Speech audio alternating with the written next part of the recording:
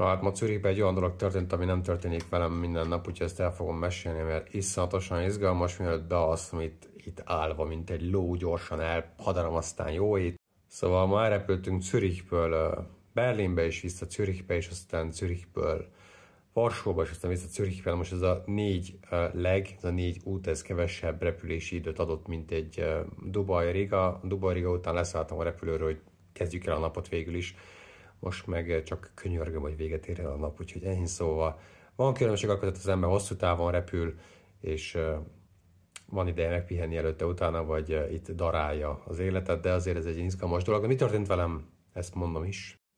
Szóval visszarepültünk Berlinből Zürichbe, és Zürichbe megérkezve a repülőgép óránál lenne a földön, tehát kívül, láttunk 3 úriembert, akik így nagyon jól el voltak, nagyon vidáman, de mégis ultraprofessionális láthatósági mellényben, hogy elüsse őket mondjuk egy autó vagy mi, és nagyon nézték a repülőt.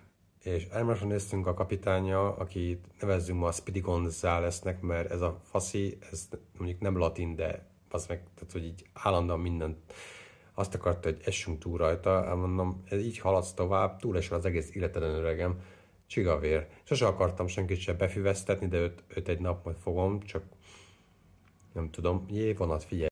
Hát ez egy nagyon izgalmas dolog, hogy itt van a szállodának az ablaka, és akkor lehet látni a vonatot, de most nem csak látni lehet a vonatot, hanem hallani is lehet a vonatot. És akkor ezt éjszaka is, meg hajnalban is lehet hallgatni, és én ezt nagyon szeretem, mert egyébként aludhatnék is, de minek. Szóval Speedy González, egymásra néztünk, hogy ez a 3 maffiózó, ez biztos, hogy problémát fog jelenteni nekünk, és hát szafások voltak, nem tudom, tudod, de ez a szafa.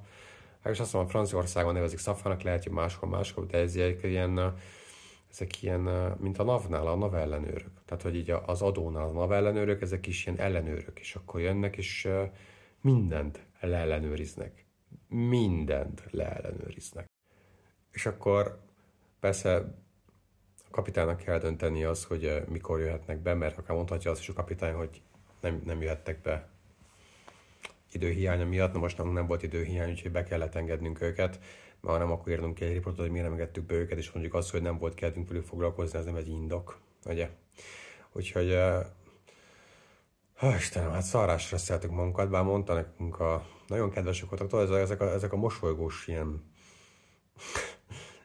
Istenem, fura videókat élünk, ezek a mosolygós nácik, tudod? Szóval, hogy igazából békeidő van, még remélem, hogy még egy mondjuk, amíg ki nem halunk, addig biztos, mint hogy én meg a fiam, meg még annak a fia, szóval hogy így természetes halállal nyilván, de hogy ők most akkor itt csak egy ellenőrök, de hogy mondjuk háború lenne, akkor ők nagyon nagy karrierbe tudnának futni.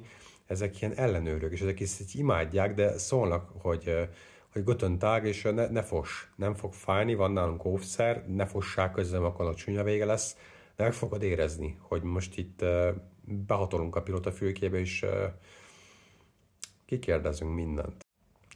És 3-an voltak, az egyik a légutas kísérőkre huppant rá, a másik az pedig elkezdte a pilóta fülkében az összes papírt felhántolni, többek között a szakszagát engedélyünket, medical orvosi papírjainkat is, útlevelünket, és mindent átnéztek tényleg. És akkor én voltam az, aki körülsétált a repülőgépet kívül, mert hogy tovább Varsóba a kapitány vitte a gépet, úgyhogy én szálltam le Zürichbe, és akkor ilyenkor mindig cserélünk, és aztán sétáltam körbe repülőgépen, és akkor az egyik az a facsekkes ott termelt egy hajtóműnél, és így nézte nagyon nagy meretten a hajtóművet így, hogy én most akkor ellenőrzem a hajtóművet, és kérdeztem, hogy viccesen, haha, találtál benne egy madarat? És mondta, hogy haha, nem, de talán itt van a zsebemben egy madár. Mondtam, akkor várd meg, amíg körüljártam a repülőgépet, nem találtam semmit, és utána dobjál be egy döglött madarat, és akkor jöhet a bünti. És mondta, hogy haha, mert hogy értékelte a humoromat, vesző. Mi itt Svájcban ilyet nem csinálunk. Ezek szerint akkor más országban ez előfordulhat. Nem tudom. Szóval 20-25 percig ment a masszív izzasztás, meg is éreztük egyébként rendesen.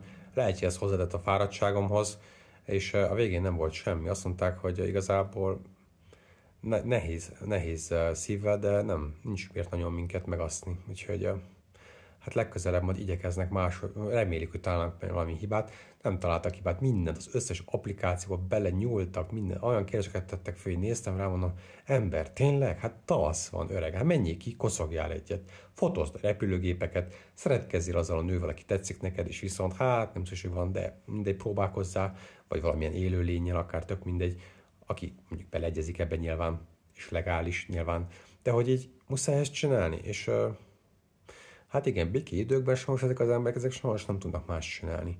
De jó, hogy vannak egyébként, mert ők nem lennék, akkor tuti, hogy sokkal lazábban vennénk egymást, mondjuk nem feltétlenül magunkra gondolok, mert azért mi egy nagy cég vagyunk, de mondjuk az ilyen kisebb, magángépes kis cumákok lehet, hogy használnak bele, és így hát kénytelenek odafigyelni, mert ha jön a SAFA, a három tiszt, akkor a 3 SS tiszt, mondjuk így, akkor az ember azt megérezheti,